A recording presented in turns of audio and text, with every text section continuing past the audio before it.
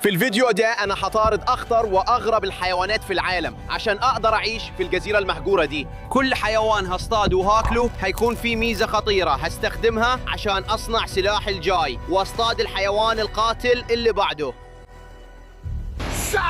يا جماعة احنا لسه واصلين جزيرة مهجورة وانا هحاول اعيش هنا من غير اي اكل خالص في الايام الجاية، بس الموضوع مش كده وبس يا جماعة. كل حيوان اقدر اصطاده في الجزيرة المهجورة دي هيبقى سلاح الجاي، عشان احنا بنطارد اخطر واشرس واغرب الحيوانات على كوكب الارض هنا، وانا اضمن لكم انكم هتشوفوا حاجات جامدة جدا. دلوقتي كل يوم هنا هنطارد حيوان جديد تماما، والحيوانات دي كل واحد فيها ليه طبعه الخاص. بعضهم عنده شفرات وبعضهم عنده أسنان مجنونة وفيه منهم سامين. أنا حتى مش عارف إذا كان المفروض أطارد الحاجات دي ولا لا، ويا رب ما متشي هنا في الجزيرة دي.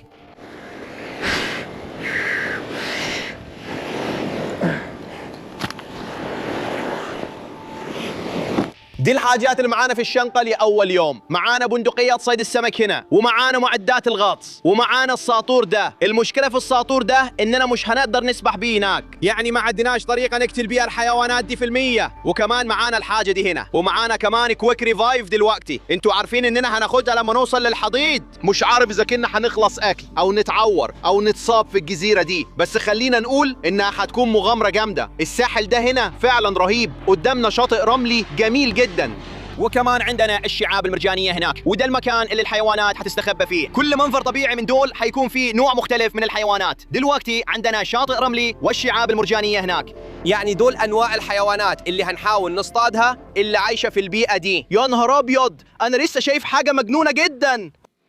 ده صدف غريب جدا اللي قدامنا ده، اسمه نوتيلوس. الصدف دي بتطلع على الشواطئ في الجزر المهجورة هنا، ودي فعلا تعتبر أحفورة حية. في حيوان بيعيش جوه الصدفة دي، طبعا مش دلوقتي، وده يوضح لك قد ايه احنا في مكان بعيد ومعزول. يا نهار أبيض، انت بتهزر معايا؟ لقينا ويلسون يا جماعة، فعلا لقينا كورة قدم في الجزيرة دي. لو زهقنا شوية بعدين ممكن نرسم وش على الكورة دي وتبقى صاحبنا. يا جماعة أنا بسرعة شفت شوية حيوانات بتتحرك على الشاطئ، ممكن يكون ده أكل سهل لينا. هروح أجيب بندقية الرمح بتاعتنا. إحنا حتى لسه ما جهزناهاش، هجهزها دلوقتي. ممكن نقدر نصطادهم على طول من المية. شايفهم هنا؟ هم هناك بالضبط، سمك بوري كبير. هم هناك، يلا بينا. اوه هم كويسين. اوه انا فرقت سرب السمك ده كله يا جماعه، ده مؤشر كويس. على الاقل احنا عارفين ان في حيوانات بره ممكن نصطادها. الحيوانات دي مش خطيره قوي، بس كانت هتكون وجبه كويسه. طيب يا جماعه انا بدات اجنن، المنظر بره شكله جنوني. يلا نجهز نفسنا ونجهز بندقيه الرمح ونبدا نصطاد شويه حيوانات مجنونه.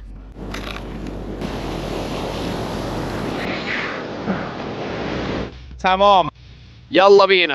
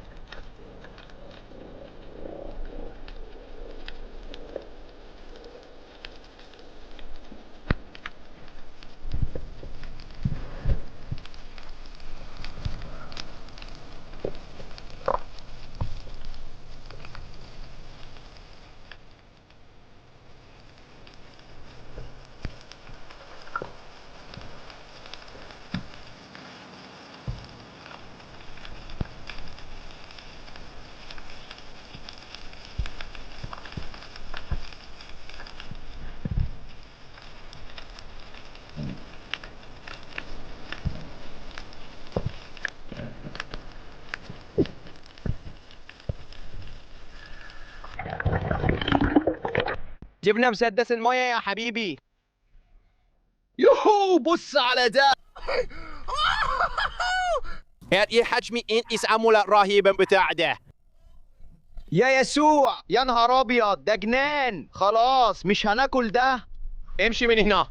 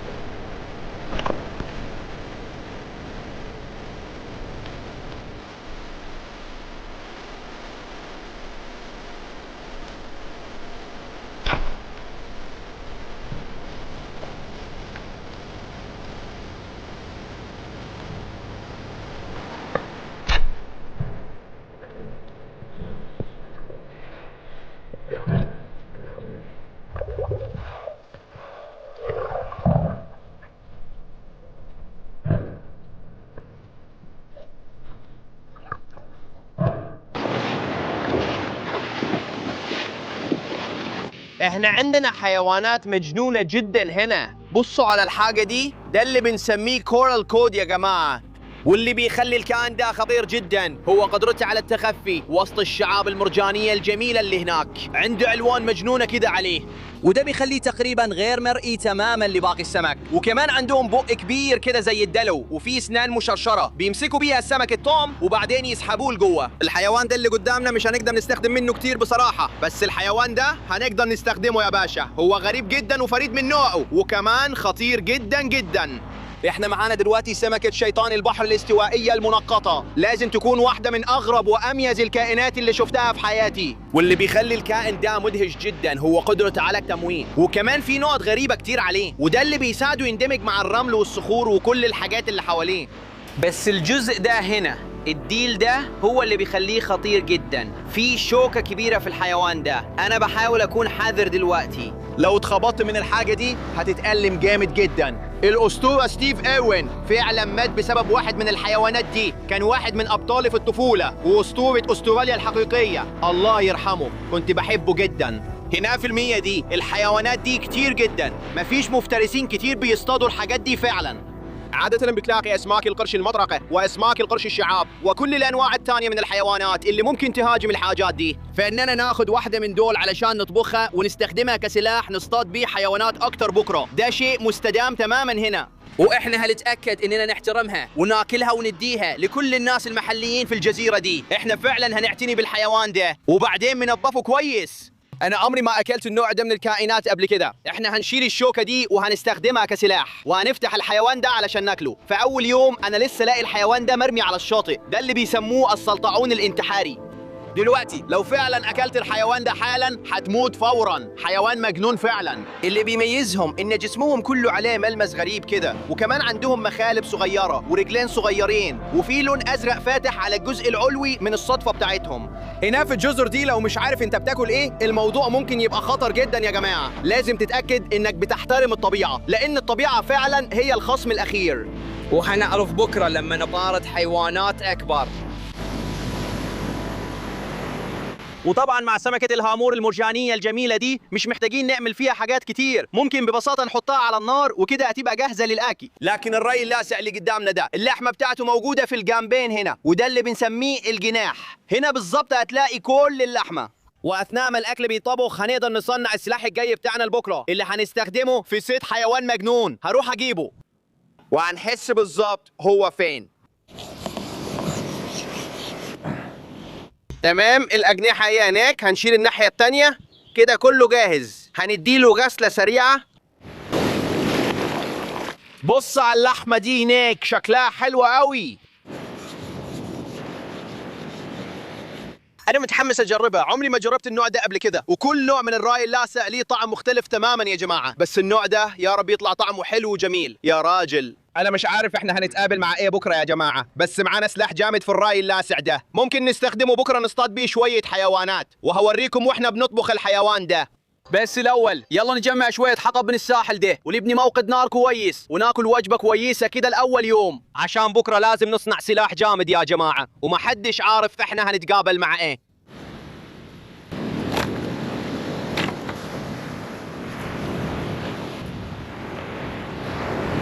يلا بينا. كله بيقول في التعليقات ان الطبخ شغال، احنا هنا بنطبخ على النار على الشاطئ، بندور بس على عصايه نقدر نحط السمكه عليها. العصايه دي شكلها كويس. احنا دايما بنغمس العصيان في الميه عشان ما تتحرقش، تمام؟ هنحطها تحت. اتاكد ان العصايه دي تشبعك ميه كويس. انا هطلع احشاء السمكه دي بسرعه. هسحب كل ده برا. هطلع كل الاحشاء وادخلها على طول من البوك. ودلوقتي السمكه الجميله دي جاهزه تتحط على النار على طول.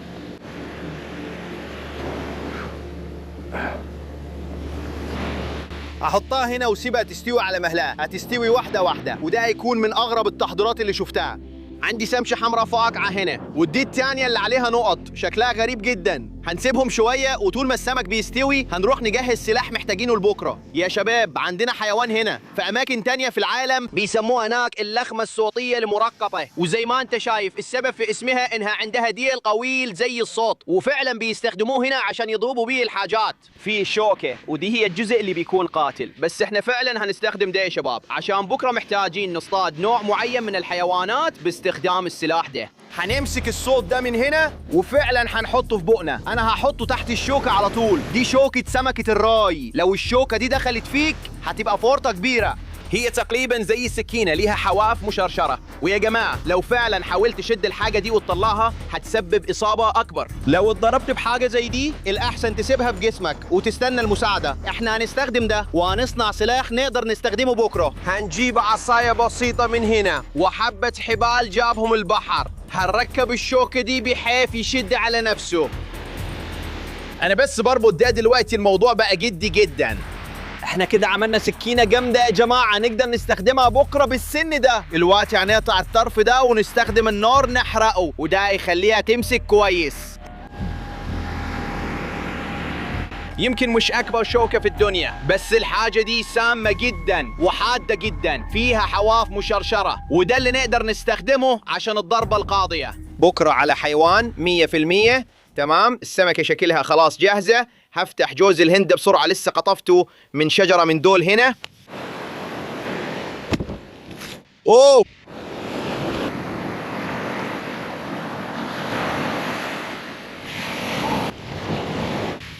ايوه، بص على الشواية دي، بصوا على الراي اللاسع ده. يلا يا جماعة السمك قدامنا دلوقتي وهنبدأ ناكل على طول. معانا سمكة الكورال تراود، هنبدأ بيها. هنشيل الجلد ده. يا سلام يا سلام يا جماعة، خدوا حتة من دي. هو فعلا بيتفك من على العظم. يلا بينا ندوقه. ده من الأكلات الأساسية هنا في الجزيرة، طعمه طري جدا وأبيض وبيتهرى. احنا هنقطع منه، ده طعمه جامد قوي. بس الحاجة اللي متحمس أجربها فعلا هي دي، لأني عمري ما جربتها قبل كده في حياتي. ليها قوام غريب جدا. ناس كتير فعلا بيقارنوا دي بحاجة زي الإسكالب أو الاستاكوزا، بس يلا نجربها يا جماعة. الطعم مش وحش قوي، بس القوام بتاعه غريب جدا، في زي حاجات صغيره كده طالعه منه. قوامه شبه اللحمه المفرومه او اللحمه المسحوبه، وطعمه قريب من طعم الصدفيات. بص عليه عامل زي الخيوط كده. بصراحه معاكم ده مش اكتر حاجه بحبها في الدنيا، السمكه التانية عجبتني اكتر بكتير. هنحاول ناخد اكبر كميه نقدر عليها يا جماعه ونخلصها عشان محتاجين كل الطاقه اللي نقدر عليها. زي ما انتم عارفين احنا جهزنا سلاح سايكوس، وهنستخدم السلاح ده بكره عشان نصطاد حيوانات اشرس بكتير في عرض المحيط الازرق العميق. هنبدل السلاح ده بحاجه ان شاء الله تكون اقوى واخطر. بكره هشوفكم هناك صح؟ نيرلي، يلا نروح المعركه.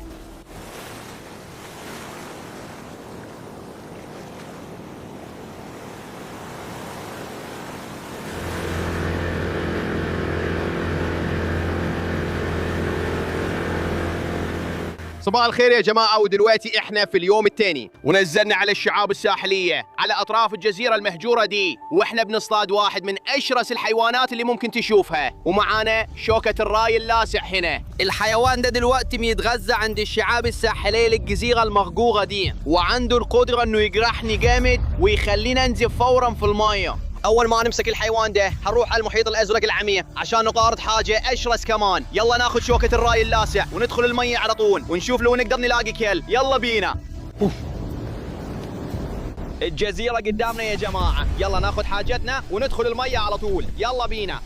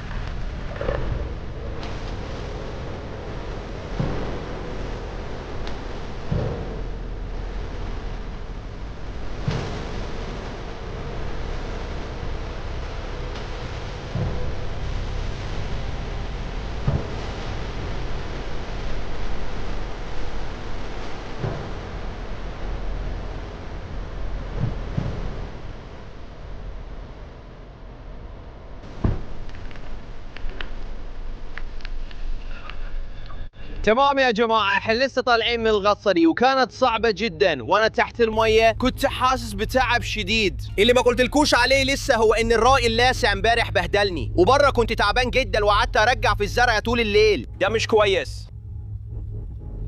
انا حاسس اني تعبان جدا دلوقتي يا جماعة، بس مع ذلك قدرنا نصطاد سمكة. دي اللي بيسموها سمكة الجراح، والاسم لوحده بيشرح كل حاجة يا جماعة. وده بسبب ديلها هنا، في شفرات على ديلها شبه مشرط الجراح بالظبط. دلوقتي لو ده لمس شرياني او حاجة زي كده، انا حرفيا هنزف فورا هنا في الجزر وهبقى ميت. دلوقتي هنستخدم الديل ده هنا عشان نصطاد وحش ضخم من اعماق البحر، بس الاول لازم ندوق السمكة دي يا جماعة. هنقطع حتة صغيرة ساشيمي، مش عارف ده هيبقى عامل ازاي. جهازي المناعي تقريبا بيرفض اي حاجة تدخل جسمي دلوقتي، مش هقول تفاصيل اكتر من كده. يلا نشوف هنعمل ايه.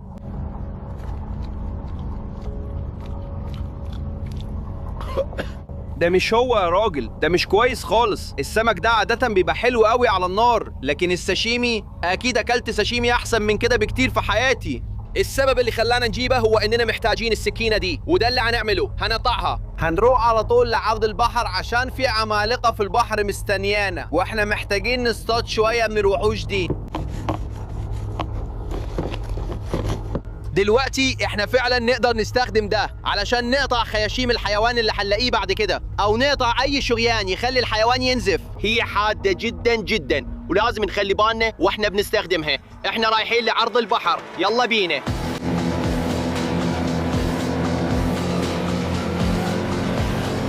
الجو بقى اسوأ دلوقتي. بصوا احنا رايحين فين؟ داخلين على عرض البحر.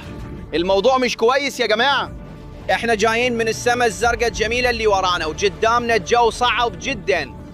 الدنيا هتتقلب جامد. تمام يا جماعة، احنا وصلنا لعرض البحر وكنا بنحارب في العواصف الاستوائية لساعات. انا حاسس اني اتدمرت دلوقتي. انا وصلت للحضيض. انتوا عارفين ان معانا الديل بتاعنا هنا من سمكة الجراح، واللي ان شاء الله هنصطاد بيه عمالقة المحيط. بس دلوقتي احنا محتاجين كل طاقة ممكنة يا جماعة، عشان حوالينا ظروف مجنونة واسماك ضخمة هتكون خطيرة، وانا حاسس اني كعبان جدا. فاحنا هناخد كويك ريفايف. انتوا عارفين اول ما ناخد الحاجة دي هنرجع كأننا اتولدنا من جديد. يلا نفتحها ونشربها بسرعة، يلا بينا.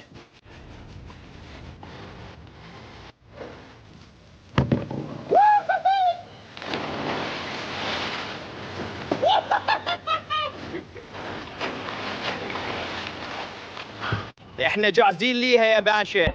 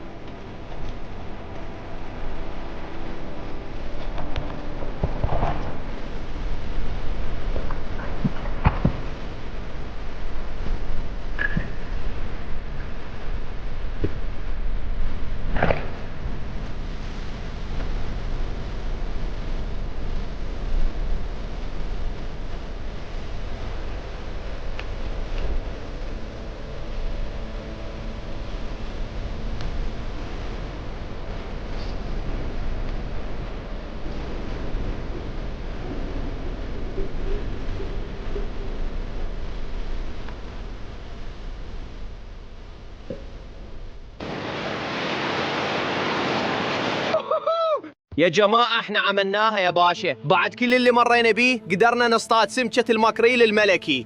انت شفتوا احنا وصلنا للحضيض وعدينا بعصفة وكنت حاسس اني تعبان جدا يا رجالة. اخر 24 ساعة كانوا صعبين علي جدا، بس يا جماعة احنا معانا ملك الشعاب هنا، سمكة الماكريل الاسباني دي. وزي ما انتم شايفين استخدمنا سمكة الجراح علشان نفتح خياشيمها، وده اللي بيخلي الدم كله يخرج من الحيوان ده ونحافظ على اللحمة. زعانفهم الصدرية تنزل لتحت كده بالضبط. وعندهم الحاجات دي في الدار اللي بتشتغل زي زعانف لوح ركوب الامواج، ودي بتوجهه وسط الشعاب وبتخليه يقدر يقطع وسط سمك الطعم بسهولة. ودي الحاجة اللي بيستخدموها هناك، السنان دي زي ما انت شايف شكلها مرعب فعلا، ودي هتكون جزء معين من السمكة اللي هنستخدمه علشان نعمل منه شرايح هنا في الجزيرة. الولاد المحليين مولعين النار في الخلفية، وشرايح سمك الكونعود هتتحط على الشاطئ ده يا باشا. يلا بينا. انت جعان يا اخويا؟ ايوه. انت جوعان؟ انا كمان.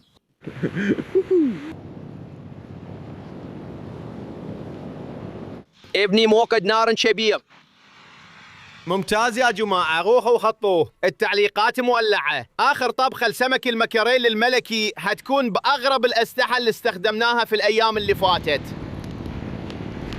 تمام يا جماعة، اللي بيخلي سمك الماكريل ده خطير بالشكل ده هو الحاجة دي بالظبط، السنان دي مجنونة، وهي فعلا زي الشفرات الحادة في الحيوان ده. هوريكم ازاي نقدر نفكك السمكة دي ونستخدم ده كطريقة لتقطيع الحيوان ده. هننزل بيها على طول من عند الخياشيم. اسحبها لورا كده بالظبط. واللي عملته دلوقتي ان قطعت راس الحيوان ده. لو صباعك اتزنق في المكان ده ممكن بسهولة يقطع صوابعك. وبعدين اللي هنعمله بعد كده هنفصل الفك ده. احنا لسه قاسمين الراس دي نصين يا جماعة. دلوقتي اللي نقدر نعمله فعلا هو اننا نستخدم الجزء السفلي ده زي السكينة بالظبط. شايفين؟ شوفوا قد ايه ده غريب. حاد جدا، الموضوع جنوني، فاحنا بنديله خبطة واحدة بس. الحاجة دي حادة جدا. بص على السنان دي، عندنا شرايح مكاريل جميلة على الشاطئ، هنقطع شوية قطع حلوة وبعدين كده نبقى جاهزين.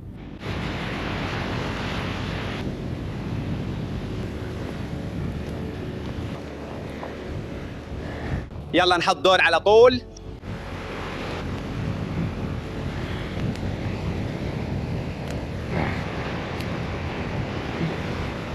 شرائح المكاريل بتتسوى قدامنا هنا. هو عشان كده بنعمل كده يا راجل.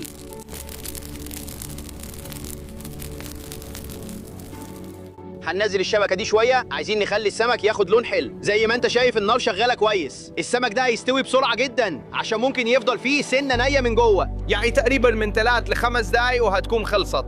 هنشيلها على طول، نقلبها بسرعة. ايوه كده.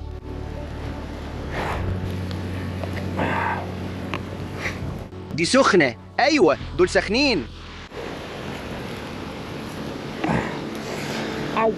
يا جماعة شوفوا الاستيكات دي هنا، شكلهم جامد جدا. لو كنتوا تقدروا تشموا الريحة دلوقتي كنتوا هتجننوا. في صحتكم يا جماعة. شفنا حيوانات مجنونة جدا في الأيام اللي فاتت. يلا بينا ناكل. سمك الماكريل الإسباني على الشاطئ مع الولد. بلو لايف واتر. ده اللي عايشين عشانه. هاجم على الاستيكات دي وشارك الاكل مع كل الشباب المحليين هنا في الجزيره. دي كانت واحده من اكثر التحديات جنان اللي مرت عليا، وجبت البروتين اللي محتاجه.